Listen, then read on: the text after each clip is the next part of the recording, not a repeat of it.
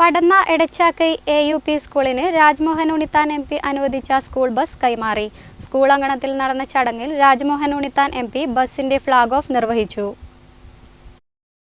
Kasaragod MP Rajmohan ഉണ്ണിത്താന്റെ ആസ്തി വികസന ഫണ്ടിൽ നിന്ന് 23 ലക്ഷം രൂപ ചെലവിൽ എടച്ചാക്കൈ AUP സ്കൂളിന് അനുവദിച്ച school bus MP flag off ചെയ്തു.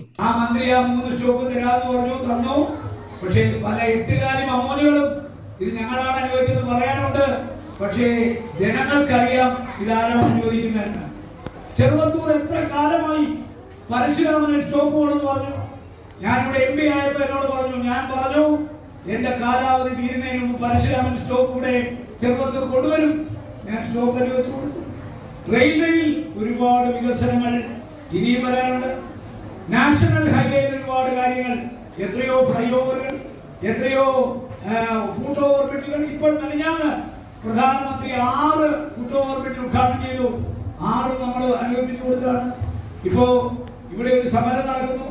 ആ സമരം ഒത്തുതീർപ്പാക്കാൻ ഞാൻ നിതിൻ ഗഡ്കരിയെ കണ്ടു. തിങ്കളാഴ്ച ചെല്ലുമ്പോൾ കാണാമെന്ന് പറഞ്ഞു.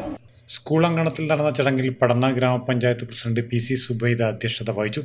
ഗ്രാമപഞ്ചായത്ത് സ്ഥിരം സമിതി അധ്യക്ഷ VP അശ്വതി, പഞ്ചായത്ത് അംഗങ്ങളായ P Sunitha, PK Thajudheen, management പ്രതിനിധി T Abdul Rahman Haji, PTA president P Moideen, മുൻ MLA MC ഖമറുദ്ദീൻ, സ്കൂൾ പ്രധാന അധ്യാപകൻ U മുഹമ്മദ് തുടങ്ങിയവർ സംസാരിച്ചു. സ്കൂൾ ബസ് അനുവദിച്ച രാജ്മോഹൻ ഉണ്ണിത്താൻ MPയെ സ്കൂൾ അധികൃതർ ഉപഹാരം നൽകി അഭിനന്ദിച്ചു. Network news Trikaripur.